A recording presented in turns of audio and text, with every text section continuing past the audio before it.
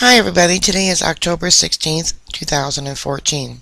Texas and Ohio schools closed amid Ebola fears after teachers were found to be on Flight 1143. Two Ohio public schools closed Thursday morning amid fears that staff members might have come in contact with Dallas nurse Amber Joy Vinson, who's infected with the Ebola virus. At least 3 Texas schools have also closed over the same fears. I'm glad they're doing this. The CDC, the government, isn't taking the bull by the horns to protect people from this virus. If they want this virus to spread, they are doing everything to do that.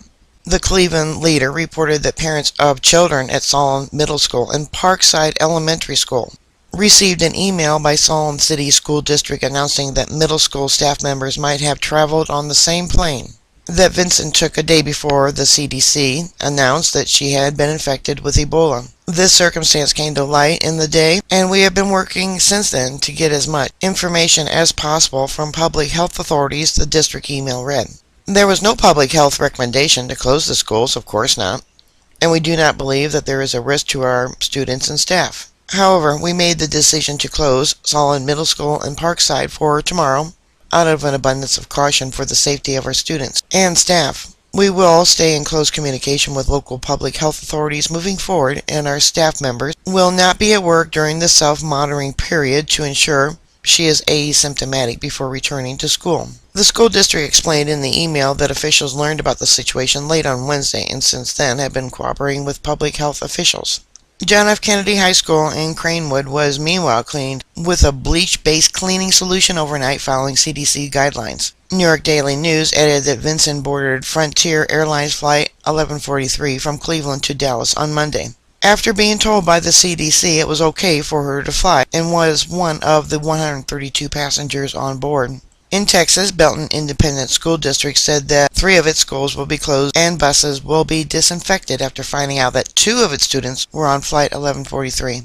Canceling classes at the 3 campuses will allow us to thoroughly clean and disinfect the schools and the buses that served them this week. It will also allow health officials additional time to reassess the health risk to the passengers on the plane, said Belton Superintendent Susan Kincannon in a statement.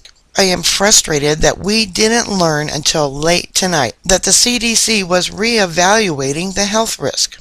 The health and safety of our students is my first priority, she added. CDC's director, Dr. Tom Frieden, who's a mouthpiece for the government, they want it to spread, they want it to depopulate the population, who should be fired. Is he a doctor in medicine? Someone said he was a doctor in psychology. Well, evidently he's using his psychology to try and brainwash people, telling people everything is fine. Go ahead and fly. He sought to ease fears for people who had traveled with the nurse, noting that there was only a small possibility of infection on the plane since Vincent was not reported to have vomited on the flight and was not bleeding. Let's put him with an Ebola patient and his family and children with an Ebola patient and tell me it's okay to fly. Have them sit right next to her or in front of her or behind her as she coughs and sneezes. Vincent has been transported to Emory University Hospital in Atlanta for treatment, since the Dallas hospital only has 3 isolation units that are being held for Ebola patients. One is being used to care for a 26-year-old ICU nurse, Nina Fawn, who was the first person known to have contracted the deadly virus while caring for Duncan. For 2 days while they were caring for Duncan, all they had was their regular uniforms and gloves. There is a possibility that 75, 76, or maybe 77 people may have contracted the virus in that hospital. No protective gear was given to these nurses during the first 2 days. You heard me right.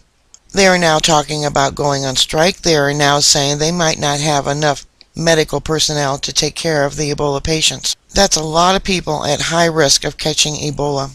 Emory Hospital has a Pacific Ebola unit that successfully treated 2 patients, Dr. Kent Brantley, who gave his blood to the first nurse who came down with Ebola there in Texas, and Nancy Reitbold, Frieden said. The Ebola outbreak has killed at least 4,493 people so far, mostly in the West African countries of Liberia, Sierra Leone, and Guinea. Alright, put your thoughts and comments down below. Bookmark my site. I will keep you up to date. Please stay safe, and I'll talk to you later. God bless you. Bye.